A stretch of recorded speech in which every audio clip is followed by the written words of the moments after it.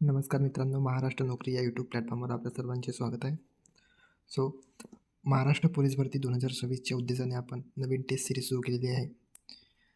तर आपण कोणतीही वेळ न घालवता लवकरात लवकर या प्रश्नांकडे वळूया. सो प्रश्न क्रमांक पहिला आहे, पानिपत हे जे ठिकाण आहे मित्रांनो, पानिपत हे स्थळ खालीलपैकी कोणत्या राज्यात आहे? तर याचं योग्य उत्तर असणार आहे ते म्हणजे कोणतं? तर हरियाणा. हरियाणा या राज्यामध्ये पानिपत हे स्थळ आहे. ठीक आहे, हरियाणा. ओके, चला तर आपण नेक्स्ट प्रश्नाकडे वळूया आता लगेच. प्रश्न क्रमांक दुसरा आहे, सलाल परियोजना कोणत्या राज्यात स्थित आहे? तर मित्रांनो, जी सलाल परियोजना आहे ती सलाल परियोजना जम्मू काश्मीर राज्यामध्ये स्थित आहे. ओके, जम्मू काश्मीर राज्यामध्ये स्थित आहे. प्रश्न क्रमांक तिसरा आहे, सत्यार्थ प्रकाश हा ग्रंथ कोण लिहिला? तर सत्यार्थ प्रकाश हा जो ग्रंथ आहे हा स्वामी दयानंद सरस्वती यांनी लिहिलेला आहे. ओके, नेक्स्ट प्रश्न आहे, दुसरी गोलमेज परिषद कधी भरली होती? बघा, या ठिकाणी दुसरी गोलमेज परिषद कधी भरली होती? तर 1931ला दुसरी गोलमेज परिषद भरलेली होती. राईट. ओके, नेक्स्ट आहे, लोकायुक्ताची नेमणूक खालीलपैकी कोण करतो? ओके, सो प्रश्न खूप महत्त्वाचा आहे, इम्पॉर्टंट प्रश्न आहे, वारंवार विचारला जातो. तो म्हणजे लोकायुक्ताची नेमणूक खालीलपैकी कोण करतो? तर या प्रश्नाचे योग्य उत्तर असणार आहे राज्यपाल. राज्यपाल हे लोकायुक्ताची नेमणूक करत असतात. Is that clear?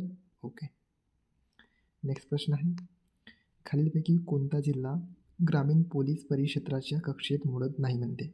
Okay, so Mumbai शहर, कोल्हापूर, औरंगाबाद आणि नागपूर यांच्यापैकी कोणता जिल्हा आहे की तो ग्रामीण पोलीस परिक्षेत्राच्या कक्षेत मोडत नाही?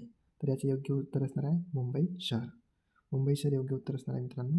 नंतरचा प्रश्न आहे, कोल्हापूर जिल्ह्यातील जो काही राधानगरी धरण आहे, ओके, सो कोल्हापूर जिल्ह्यातील जो राधानगरी धरण आहे हा कोणत्या नदीवर बांधण्यात आलेला आहे? तर याचे उत्तर आहे तो म्हणजेच भोगावती नदी.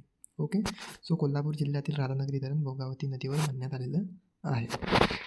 नेक्स्ट क्वेश्चन आहे, खालीलपैकी 7 बेटांचे शहर म्हणून खालीलपैकी कोणाला ओळखले जाते? सो 7 बेटांचे शहर म्हणून आपण कोणाला? तर मुंबईला ओळखतो, सपनों की राजधानी. ओके, मुंबईला आपण 7 बेटांचे शहर म्हणून काय करत असतो मित्रांनो? तर ओळखत असतो. नेक्स्ट प्रश्न आहे, तो म्हणजे भारतातील एकूण 12 ज्योतिर्लिंगापैकी महाराष्ट्रात किती ज्योतिर्लिंग आहेत? अतिशय महत्त्वाचा प्रश्न आहे, वारंवार विचारला जाणारा प्रश्न. ओके, तो म्हणजेच भारतातील एकूण 12 ज्योतिर्लिंगांपैकी आपल्या महाराष्ट्रामध्ये किती ज्योतिर्लिंग आहेत असा प्रश्न विचारला तर आपलं योग्य उत्तर असणार आहे 5 ज्योतिर्लिंग आपल्या महाराष्ट्रामध्ये आहेत. ओके, नेक्स्ट प्रश्न आहे, तो म्हणजेच जागतिक योग दिन कधी साजरा केला जातो? अत्यंत महत्त्वाचा प्रश्न, सोपा आहे मित्रांनो, परंतु काही गडबडीमध्ये आपण चुकवत असतो. तो म्हणजे जागतिक योग दिन हा दरवर्षी 21 जून रोजी साजरा करण्यात येतो. ओके, जागतिक योग दिन आपण दरवर्षी 21 जूनला साजरा करत असतो. जर मित्रांनो तुम्हाला प्रश्न आवडले असतील तर व्हिडिओला लाईक करा, नवीन असेल तर चॅनलला सबस्क्राईब करा. जय हिंद, जय महाराष्ट्र.